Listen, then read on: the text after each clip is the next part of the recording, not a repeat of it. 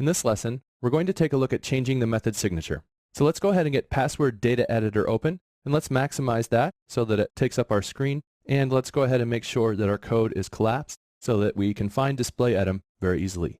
Let's select display item and determine that we want to change the name of this method or the return type or add parameters to it, so we can go ahead and refactor our method signature.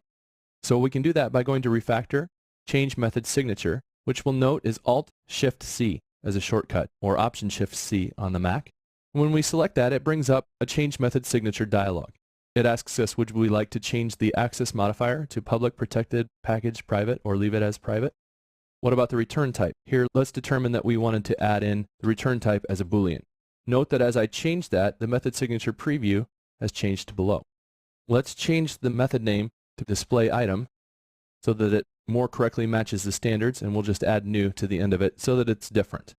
Here we can add parameters. If we'd like to add parameters such as an integer, and we could select that as myInt, and let's have a default value of -1. If I want to edit that, I can go ahead and edit that, or I can add a new one, string, myString, and we'll leave that null. Again, I can edit that as well, or I can remove it if I don't want it anymore.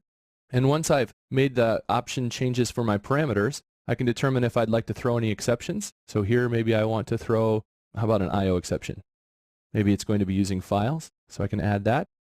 And then you can see that the method signature has changed down here to match what I'm doing. And this final option allows us to check whether or not we'd like to create a delegate to the original. So if the original method exists, we can have that basically referenced by our method. We can mark it as deprecated so that someone could be using some legacy code and perhaps still make this work. Obviously, in this case, it'd be pretty difficult with this much changing going on.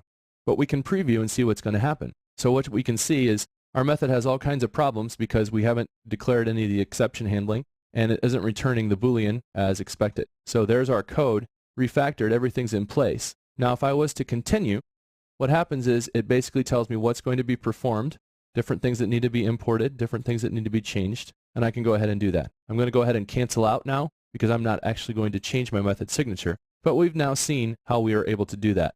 And once again, we could have done that as well by hitting Alt-Shift-C, by selecting the item or Option-Shift-C on the Mac.